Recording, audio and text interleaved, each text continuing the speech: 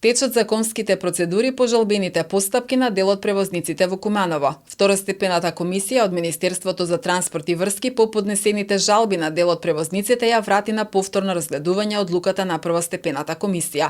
Општинскиот линиски превоз беше во центар на вниманието на советниците и на последната седница на Советот. Раководителката на секторот за комунални дејности Лидија Ланг-Спасовска потсети дека 14 линии почнале да функционираат од 2 февруари годинава, а за 4 линии со број 3, 4, 5 и 8 од страна на незадоволни понудувачи биле доставени жалби до комисијата. Комплетната документација за водена постапка заедно со доставените жалби беше доставена до второстепена комисија до Министерство за транспорт и врски и комисија ги усвои жалбите на подносителите и предметите ги врати на повторно одлучување.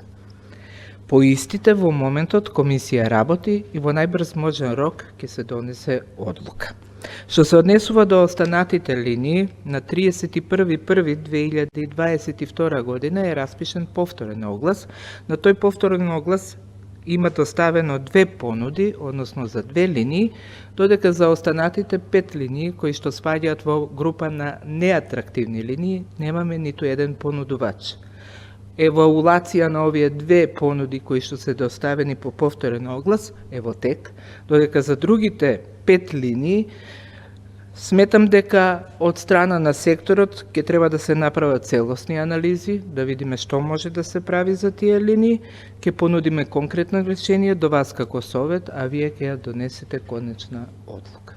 Советникот од СДСМ Александар Јовановски рече дека е можно процедурите да се одолжат и дополнително кумановци, особено жителите на најголемите приградски населби, да останат без превоз уште месец-два.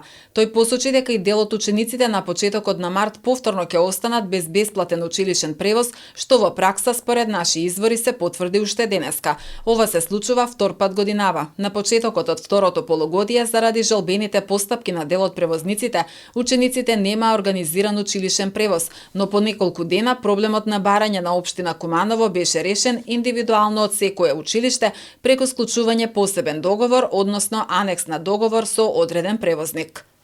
Значи, лага е ако збориме дека 80% од линискиот превоз е покриен во Куманово. Мислам дека е обратна ситуацијата.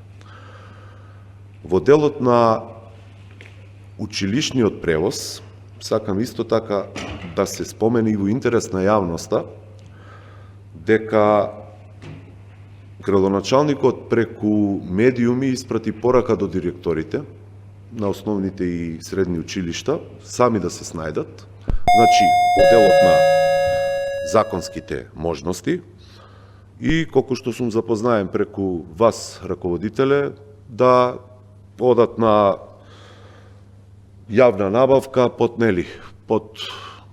итни и неодложни, кој што чини некаде, мислам дека 1000 евра, и тоа во превод значи школски училишен превоз од 20 до 30 училишни дена, зависност од како се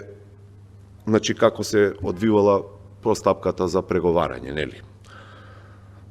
Сега тој рок истекува овие денови и училиштата сега имаат повторно, ако не се лажам, од вас инструкција, бидејќи сакам подоцна да ми реплицирате, затоа и ова го кажувам, бидејќи барам информација, училиштата сега имаат обврска да распишат јавна набавка, значи преку бирото за јавни набавки и да одат преку електронски аукции. Значи, дел од училиштата повторно ќе останат без превоз, поради постапката која повторно е ненавремена и поради задоцнети насоки од општината, значи кон училиштата.